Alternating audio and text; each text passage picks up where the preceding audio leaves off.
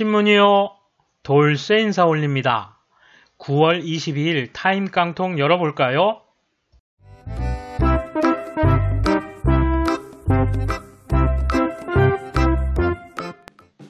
(1979년) 경향신문 9월 22일자입니다. 제9회 대통령배 국제축구 폐막 소식입니다. 박정희 대통령 살아생전 마지막 대회가 됐네요. 브라질 세 번째 우승, 연장 끝에 화랑 이겨. 사실 박스컵이란 이름으로 불리기도 했었죠. 70년대에는 엄청난 국민적 인기몰이를 했는데 이해 대회 이후 대통령배, 코리아컵 등으로 불리다가 점점 유명무실한 대회가 됐고 1999년을 끝으로 퇴장한 대회가 됐습니다. 1980년 동아일보 9월 22일자입니다. 서울, 전북에 콜레라가 발생했다는 소식이군요. 목포 서사원 생선 먹고 전농동 4명, 순창군 2명 발생. 보사부는 22일 서울 동대문구 전농동 누구누구 아주 자세한 주소까지, 당시에는 그런 개인정보 개념이 없었죠. 암튼 전북 순창군 누구누구 2명 해서 진성 콜레라 환자로 판명됐다고 발표했다.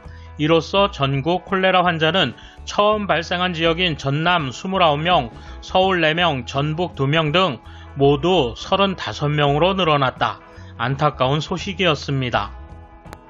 1981년 경향신문 9월 22일자입니다. 오는 86년까지 산유국 대열에 들겠다는 희망적인 메시지군요. 박 동자부 장관 에너지 5차 계획 발표.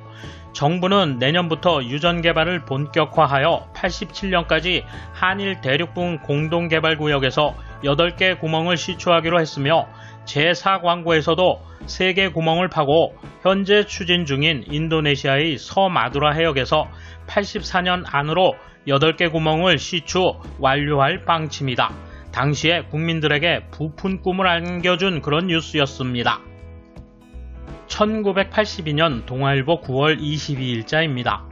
외화 상영 날짜를 초과하여 중앙극장이 영업정지를 먹었다는 뉴스입니다.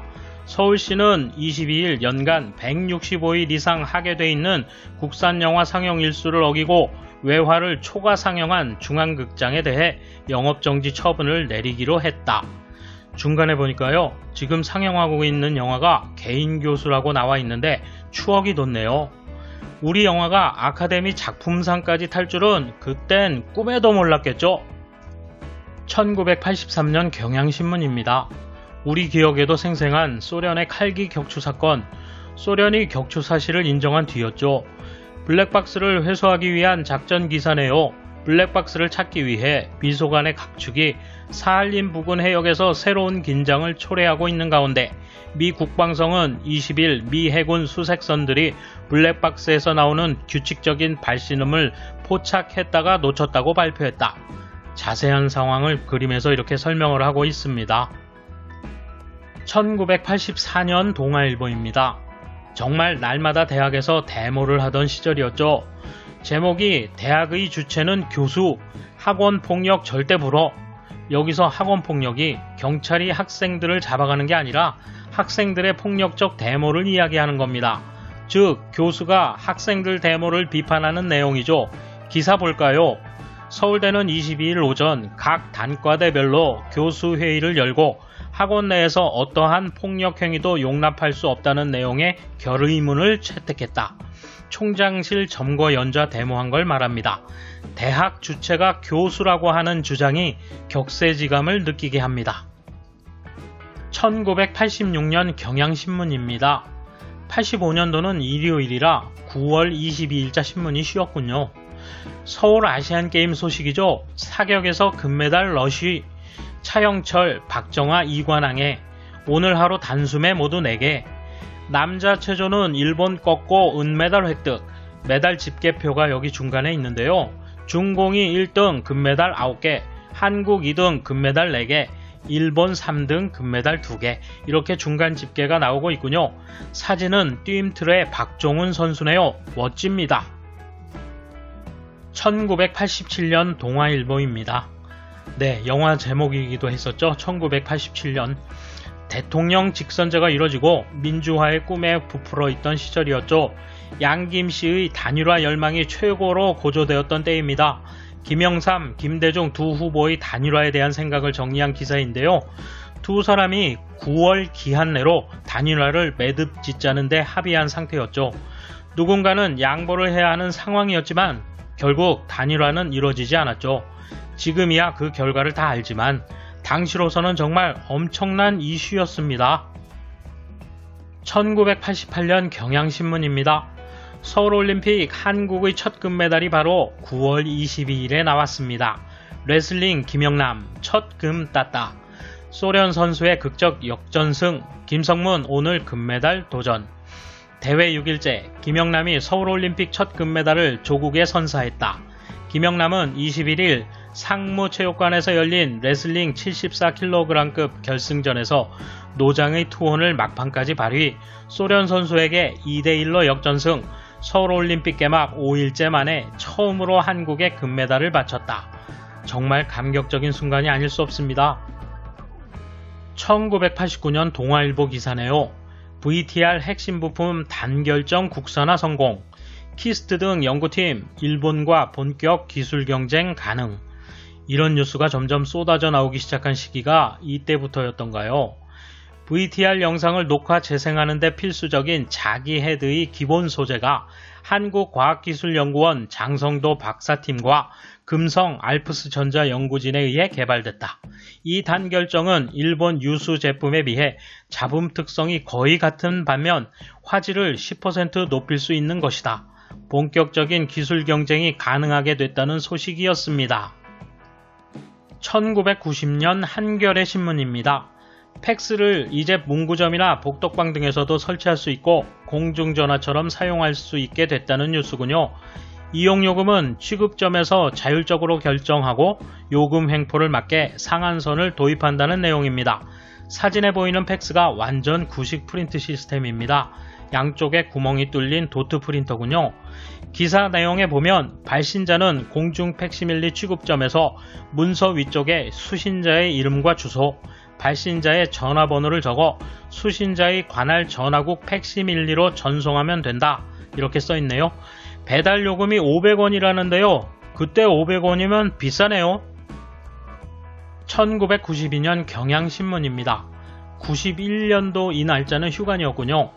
언뜻 제목만 보면 요즘처럼 여야가 대치하다가 국회가 열리지 않았구나 하시겠는데요. 이때 노태우 대통령이 민자당을 전격 탈당을 하고 중립내각을 구성하겠다고 선언을 하고서는 유럽 연설을 하러 뉴욕으로 날아가 버려서 졸지에 여당 야당 구분이 없어졌어요. 그래서 김영삼 대표는 죽을 상, 김대중 대표는 급 희색했던 그런 시기입니다. 기사 첫 내용 볼까요?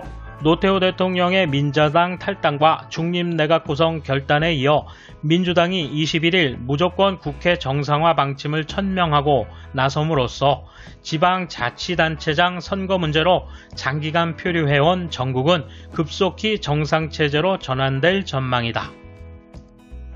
1993년 동아일보입니다. 벽걸이형 TV 눈앞에 금성 액정화면 공장 기공 95년부터 연 50만 개 생산. 일본 이어 세계 두 번째 양산체제로 금성이 지금의 LG죠. 컴퓨터 및 벽걸이형 TV, 고화질 TV 등 각종 첨단 제품의 화면 표시장치로 사용되는 방막 트랜지스터 액정 표시장치를 대량 생산할 공장이 일본에 이어 세계 두 번째로 우리나라에 세워진다는 내용입니다. 이런 일들이 발판이 되어 지금의 LG, 삼성이 세계 시장의 최고 회사들이 됐군요. 1994년 한겨레 신문입니다. 우리 기억에서 지울 수 없는 사건입니다. 바로 지존파 사건이죠. 비뚤어진 한풀이 무너지는 사회, 부유층 증오가 범행 동기, 사장 부부 등 5명 엽기 살해, 사체 소각로 갖춰놓고 살인 연습, 지존파 6명 구속. 이 사건은 배금주의와 인명경시 풍조, 강력 사건에 제대로 대처하지 못하는 치안 부재 현상 등 우리 사회의 총체적 문제점을 극명하게 드러낸 사건으로 평가되고 있죠. 사진만 봐도 정말 끔찍합니다. 1995년 경향신문입니다. 광고 하나 보고 가실까요? 컴퓨터 기절초풍 판매라는데 가격이 무려 169만원. 정말 기정을 초풍하겠네요. 당시 시세로 생각하면 정말 고가죠. 사양이 재밌습니다. 펜티엄은 뭐 그렇다 치고 램이 8기가가 아니라 8메가, 하드가 850메가. 그러니까 지금으로 보면 메가를 기가로 바꾸면 비슷할까요? 아니 비슷하지도 않네요. 암튼 이 당시에는 이 정도 사양 갖고 싶어서 아주 난리였죠. 주연테크, 추억 돋는 이름입니다. 1996년 동아일보입니다. 부산국제영화제가 처음 열린 해였군요. 시네마 부산 자리매김, 9일 동안 20여만 명 관람, 중국 감독 최우수 신인 작가상, 국제영화제 폐막, 우리나라에서 처음으로 열린 국제영화제인 제1회 부산국제영화제가 21일 오후 수영만 요트 경기장에서 폐막식을 갖고 9일간의 일정을 마쳤다. 과연 당시에 이 영화제가 세계적인 영화제가 됐을 거라고 생각한 사람들이 많이 있었을까요? 1997년 한겨레 신문입니다. 백화점들 할인점이 미워요. 할인점 그러면 지금 이마트 뭐 이런 거죠. 싼 값무기 80여 곳 우후죽순, 대기업 이딴 참여 고객 뺏겨. 당시 킴스클럽이나 이마트 등 양판점이 한창 인기를 얻기 시작하던 시기였죠. 백화점 킬러는 할인점이다. 소비자들은 가격 파괴라는 단어에 익숙해졌고 싼 값은 구매의 가장 중요한 조건이 되고 있다. 단 10원이라도 차이가 나면 좀 더 싼 매장을 찾아가게 된 것이다. 백화점 식품 코너 몰락의 시작이었죠. 1998년 경향신문입니다. 연예계 소식이군요. 반가운 얼굴들입니다. 솔로 가수 상위시대. 엄정화, 박정현, 임성은, 김현정. 지금도 크게 인기몰이를 하고 있는 가수들도 있네요. 당시의 모습들이 풋풋합니다. 솔로 여가수들이 가을 가요계를 석권하면서 우먼 파워를 과시하고 있다. 신곡 포이즌이 큰 인기를 얻고 있는 엄정화는 가수 변신 이후 가장 화려한 전성기를 맞이하고 있다. 댄스 가수 김현정은 올해 가요계가 낳은 최대 스타. 영턱스 클럽 멤버였던 임성은은 2집 앨범이 인기를 얻으면서 맹렬한 추격. 주목받는 신인 박정현의 도전이 무섭다. 대성을 기대한다. 대성했죠. 1999년 동아일보 오늘 마지막 기사입니다. 2000년 정부 예산 어떻게 쓰이나? 정부 예산을 전체적으로 점검해보는 기사입니다. 내년 예산안에서는 새천년을 대비하여 지식정보기술문화 예산에 집중적인 지원이 이루어졌다. 또 건전재정을 회복하기 위해 실업대책, 중소기업 지원 등 외환위기 극복용 예산을 대폭 줄였다. 이는 경제위기가 어느 정도 해소된 만큼 미래의 성장에 대비하겠다는 뜻으로 해석된다. 정부의 IMF 탈출 자신감이 엿보이는 부분이고요. 정부화에 그런 집중하는 모습이 보이네요. 특이한 부분이 중간에 있는데요. 한류 지원이 있네요. 홍콩의 TV 채널에 예산을 투입하여 한국 가요 프로그램을 고정 신설해 송출한다는 내용이 있습니다. 이게 출발이었군요. K-POP. 여러분 감사합니다. 오늘 신문 여기까지입니다. 돌쇠 물러갑니다. 이번 소식은 여기까지입니다. 시청해주셔서 감사합니다. 돌쇠처럼 우직하게, 마님처럼 화끈하게